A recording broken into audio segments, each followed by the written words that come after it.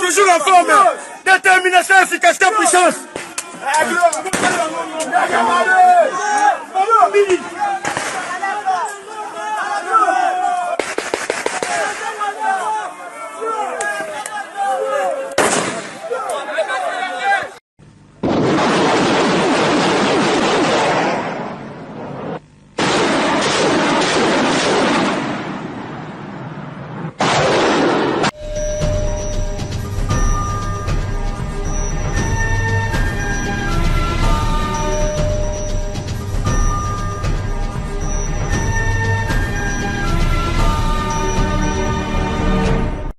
Les informations à caractère sécuritaire en continu sur Guel Afrique Média, la télévision panafricaine au cœur des investigations. Mesdames et messieurs, bonjour et bienvenue. Poursuite des combats, on en parle encore aujourd'hui.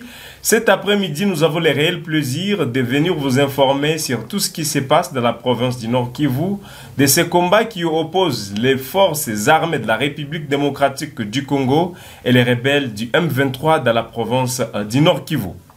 Mais avant de parler cela, mesdames et messieurs, l'actualité nous oblige de vous informer également que le général Ilunga Kampet serait arrêté. C'est plusieurs sources dont nous avions eu à contacter que le général Ilunga Kampet serait arrêté. Donc, nous allons revenir justement pour plus de détails dans nos prochaines productions sur votre chaîne.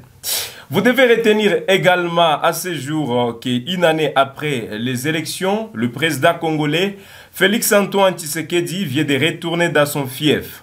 Première escale pour son périple dans les Grands Kasaï, c'est-à-dire Bisika à Botama, Bisika à Zongi, Bayambie, Namotema à Yakofungwama. Nous sommes à Kananga, la ville qu'il a toujours porté à cœur sur ces terres. Exactement, Mokonzi Mboka, à Zongi, Bisika, à Botamaki. Le président va véritablement communier avec la population. Lundi, la pluie a tout gâché, mais ce mardi, il vient d'atterrir dans le Grand Kasaï. Mesdames et messieurs, c'est un plaisir de vous savoir nombreux sur notre chaîne Guel Afrique Télévision, la télévision panafricaine au cœur des investigations. On en parle de la sécurité. J'ai l'honneur de recevoir un journaliste et chercheur sur la même question sécuritaire dans la province du Nord Kivu. Jenny, c'est un plaisir. Je vous dis bonjour et bienvenue. Bonjour à vous, David. C'est un plaisir de retrouver une fois de plus les téléspectateurs de Guel Afrique. C'est un plaisir, comme j'étais en train de le dire, mais également de vous retrouver, vous, David. Nous allons une fois de plus parler à sécurité, République démocratique du Congo.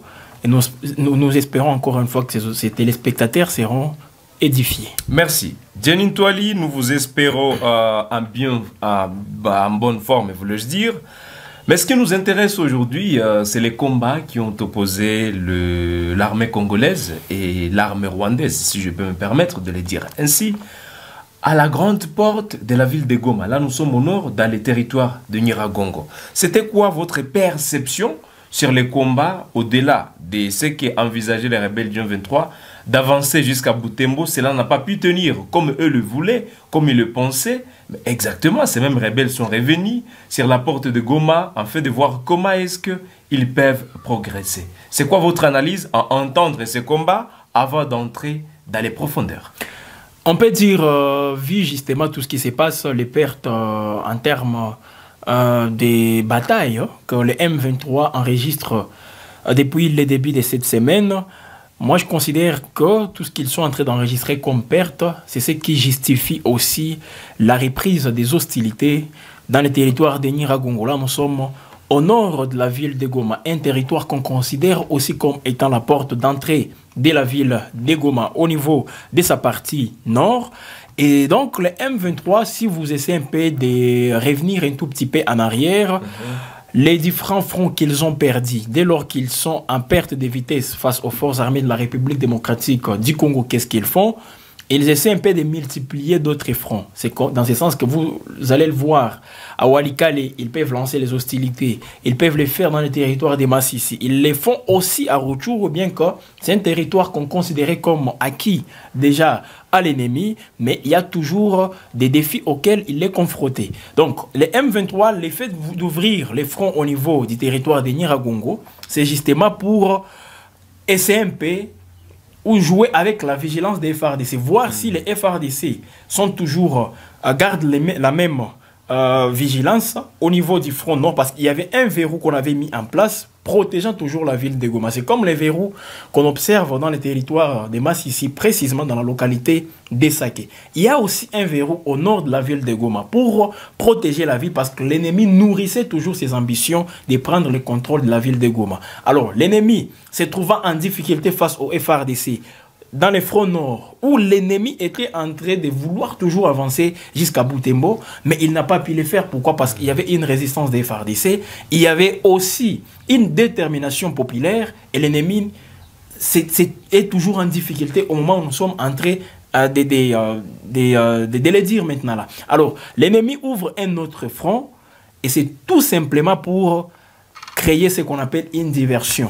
C'est vrai. Il sait très bien que les FARDC se focalisent beaucoup plus sur le front nord, où l'ennemi nourrissait toujours ses ambitions de prendre des localités. Alors, il est freiné. Alors, qu'est-ce qu'il fait? Il crée une diversion pour désorienter l'attention des FARDC, afin de voir s'il y aura baisse des régimes au niveau du front nord. Mais, heureusement, les FARDC sont déjà habitués à ces jeux de l'ennemi.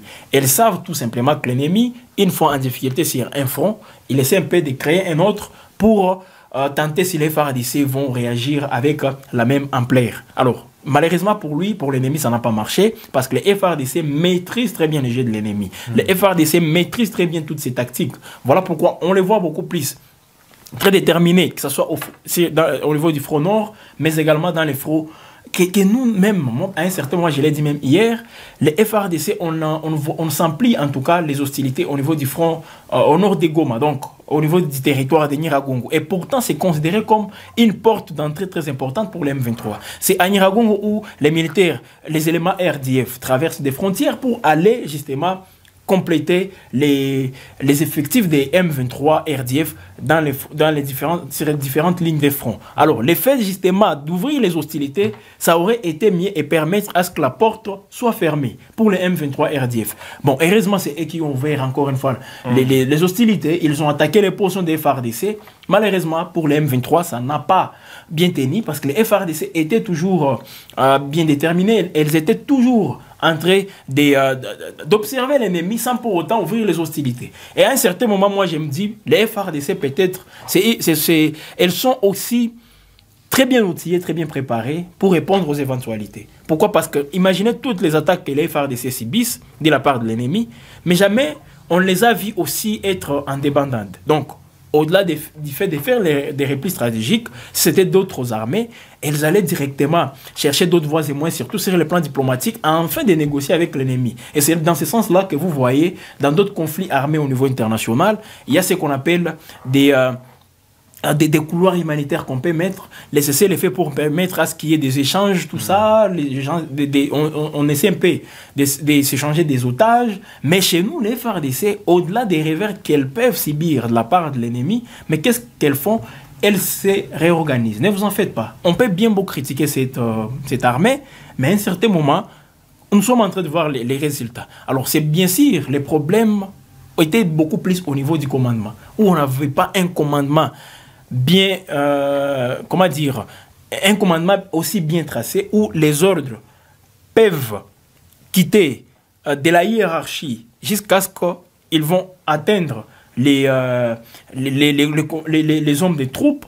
Mais aujourd'hui, je crois que le canal est bien aussi assaini. Voilà pourquoi nous sommes en train de voir les résultats. On essaie même aussi d'utiliser les nécessaires que nous avons, les avions de chasse, les grandes artilleries, et vous voyez tout simplement comment est-ce que l'ennemi est en débandade aujourd'hui. Il déploie les militaires, et ces militaires ne rentrent même pas en vie. Donc pour l'ennemi, ce sont des pertes énormes, et nous pensons que si ça continue comme ça, sans stop, peut-être on peut entamer l'année 2025 avec des bonnes nouvelles, surtout pour toutes ces populations qu'on retrouve dans des zones, dans des sites de déplacés, les populations qui souffrent énormément. Et moi, je crois que c'est un ouf de soulagement que ces populations attendent que leurs milliers sont en train d'être justement libérés par les FARDC. Voilà, mesdames et messieurs, vous devez les retenir, qui dira la journée d'hier, toute la journée d'ailleurs, c'est là, débuté depuis le matin.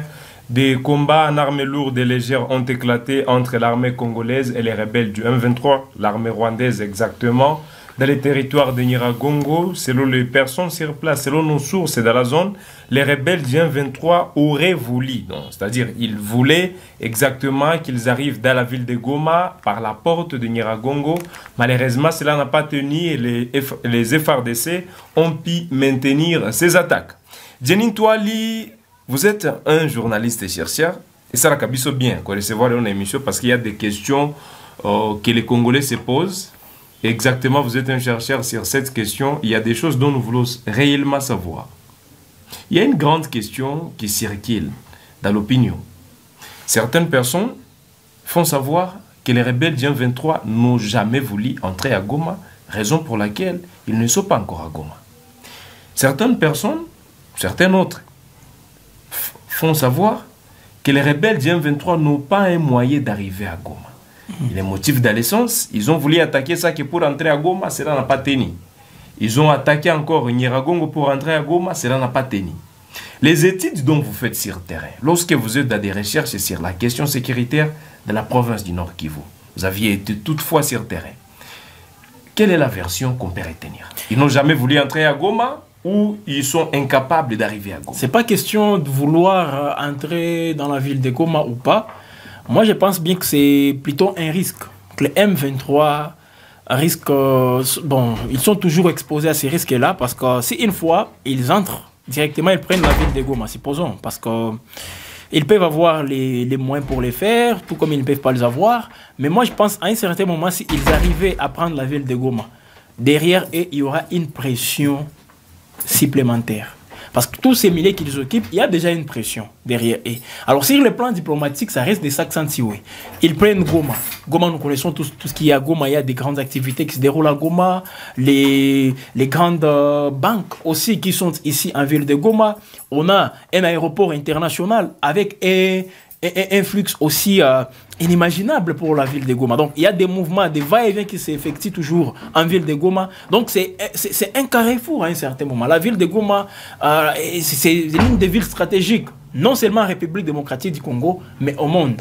Parce que si vous voyez Goma, vous êtes à Goma, tout ce que ça représente, on l'appelle d'ailleurs ville touristique. Il y a des touristes qui viennent toujours aussi à Goma, plusieurs missions diplomatiques qui s'effectuent ici à Goma. À un certain moment, avec même la mission des Nations Unies qui est ici, nous considérons, parce qu'on a la capitale Kinshasa, mais si en termes de stratégie, en termes d'opération, la ville de Goma, c'est la capitale même de la plus grande mission des Nations Unies. Parce que la MONUSCO, c'est la mission la plus robuste de l'ONU, qui est ici en République démocratique du Congo. Donc, la ville de Goma, avec tout ce qu'elle représente, si une fois elle est occupée par les agresseurs, les ennemis, ça sera un manque à gagner, non seulement pour la République démocratique du Congo, mais tous ses partenaires, même ceux-là qui appuient directement ou indirectement les M23. Même le Rwanda, aussi, ça sera à un certain moment un manque à gagner pour lui. Voilà pourquoi les M23 essaient un peu de s'abstenir pour prendre Goma. Parce qu'ils allaient fournir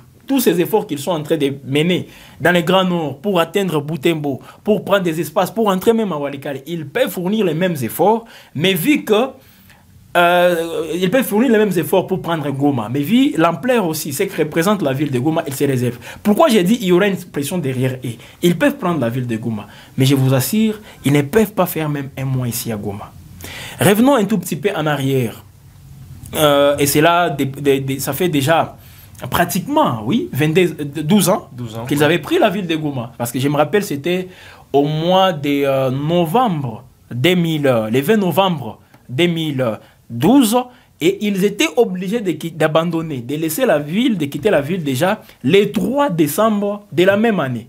Donc quelques jours après avoir pris Goma, il y a déjà une pression avec l'ONU, les États-Unis, l'Union européenne, demandant au M23 de quitter la ville de Goma et aller à 20 km de la ville. C'est ce qu'ils avaient fait. Et puis, tout d'un coup, une opération appelée Pomme Orange avait déjà été aussi élaborée par les pouvoirs de l'époque, avec, rappelez-vous, l'effet Mamadou Ndala, l'effet Baouma, tous ces gens avaient joué un grand rôle dans l'opération appelée Pomme Orange. Ça veut dire l'orange était déjà mûr, il fallait maintenant manger cette orange. Et ce qui avait été fait jusqu'à ce que le M23 s'était retrouvé dans des collines où ils avaient commencé leurs aventures, et d'autres au Rwanda, d'autres en Ouganda. Ça veut dire les M23 sont conscients de ça. C'est une erreur qu'ils avaient commise à l'époque en 2012. Et ils ne peuvent plus commettre la même erreur. Ils sont en train d'éviter cette erreur. Mais qu'est-ce qu'ils font? Ils se rassurent de prendre des espaces. Ils peuvent dire nous sommes à Walikale, nous sommes à Rutshuru, nous sommes à Masisi, nous sommes à Nyiragongo, nous sommes à Lubero. Et là, c'est eux qui sont en train de faire pression derrière le gouvernement congolais. Contrairement au fait de prendre la ville de Goma, parce qu'il y aura une pression qui sera derrière eux. Alors ça, c'est le premier aspect. Un autre aspect qui ne dépend pas maintenant des M23, c'est que le FARDC aussi résiste. Le M23 avait tenté à maintes reprises de prendre le contrôle de Goma, avec les fronts au niveau de l'ouest de la ville.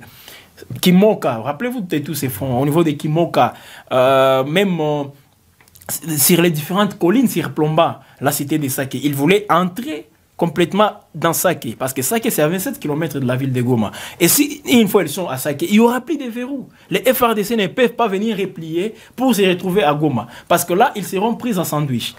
Une fois les M23 à Saké et les FARDC à Goma, ça sera quoi les milliers de replis stratégiques pour les FARDC? C'est pas la ville de Goma, parce que Mubambiro ne pourrait pas servir. Mubambiro, là vous êtes déjà à Saké.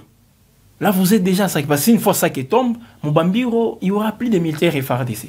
Alors, les militaires FARDC, qu'est-ce qu'ils allaient faire? Ils allaient peut-être prendre une autre direction, Minova. Et là, c'est dans la province du Sud Kivu.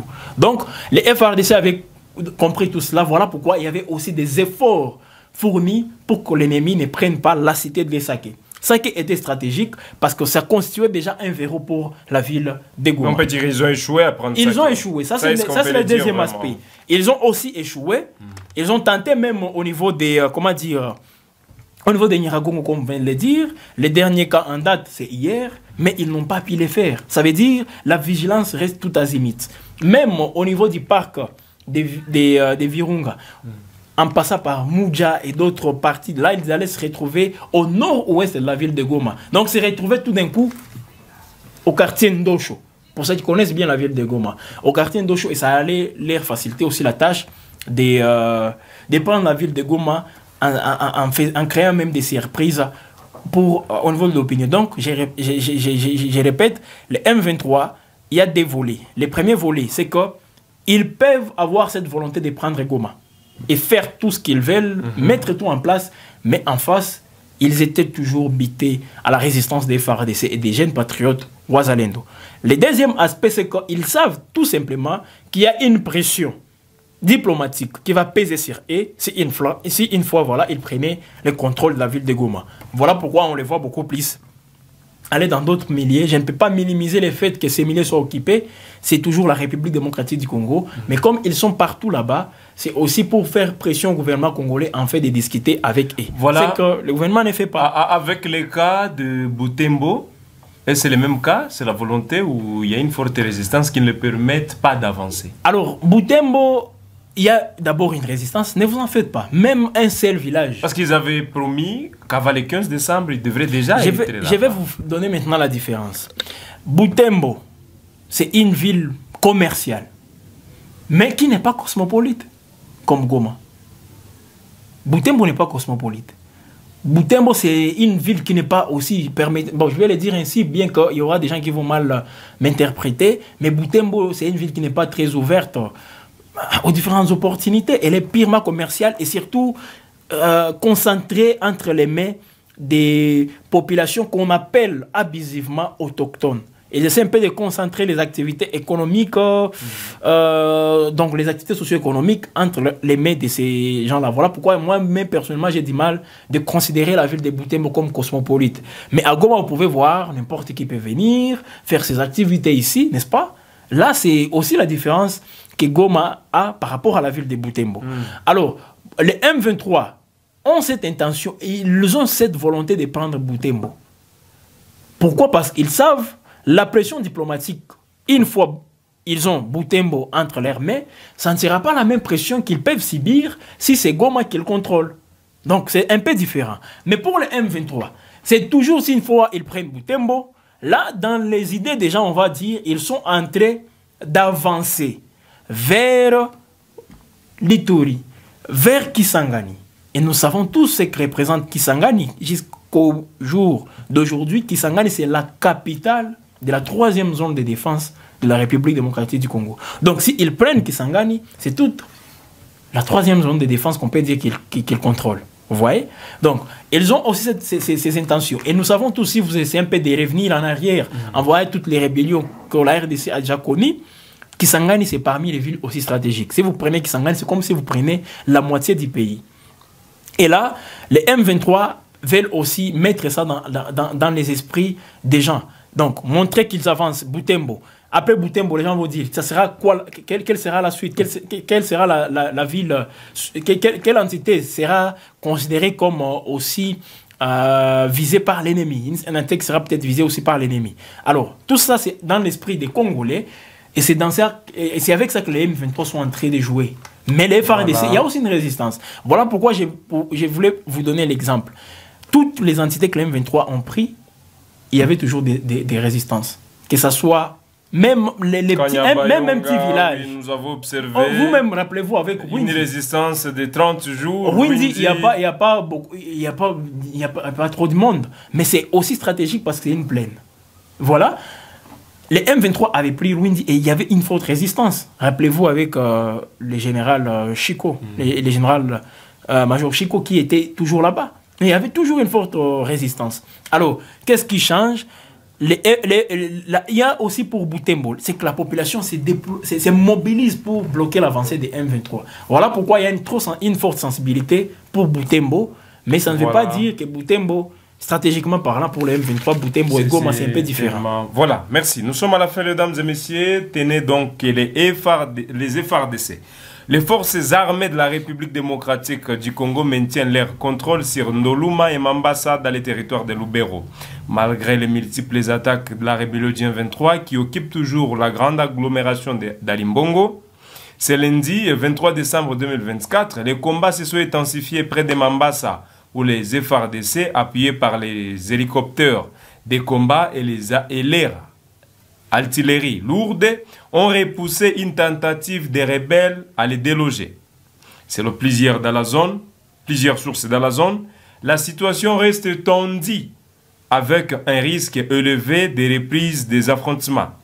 L'armée vise à reconquérir la localité stratégique d'Alimbongo, tandis que les M23 cherchent à progresser vers Mambasa et Ndoluma, c'est-à-dire contradictoire entre les deux forces dans les territoires de Lubero. Notez également que Oyo Sobarebel 23 tantaki kusala pour que Bakomanakati Amboka Goma et Salema Kite. Nous disons merci à Jenny Touali d'avoir accepté notre invitation dans cette émission. Nous vous disons merci Jenny.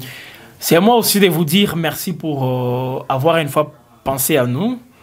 Je crois que tous ces gens qui nous ont suivis ont aimé ce que nous disons. Peut-être dans le commentaire, on va... Ouais, les analyses restent objectives, c'est-à-dire ils peuvent avancer. C'est le moins qu'on puisse faire. Oui.